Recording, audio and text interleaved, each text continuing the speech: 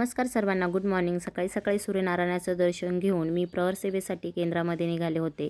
आज रविवार असल्यामुळे 6 वाजताच केंद्रामध्ये खूप गर्दी होती आणि इथेच होम हवन पण चालू होतं आणि आज प्रहर सेवेसाठी नंबर लागलेले होते. माझा नंबर काही येईना म्हणून मी जपमाळ घेऊन जप करत बसले आणि अर्धा एक तासानंतर माझा नंबर आला.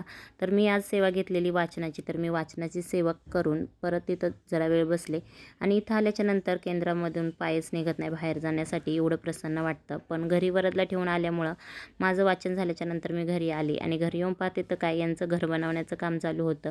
आज मी नाश्त्याला बनवले होते लोणी स्पंज डोसा. छान असं लोणी स्पंज डोसा खाल्ला आणि आज दुपारी आम्हाला एका लग्नासाठी जायचं होतं म्हणून मी तयार झाले आणि एवढा कडकडीत उन्हात मी असं डोक्यावर पदर टाकून लग्नाला गेले. इथे येऊन नवरा नवरीची हळद चालू होती. पाहुण्यांना तोंड वगैरे दाखवून आम्ही इथं जेवण केलं.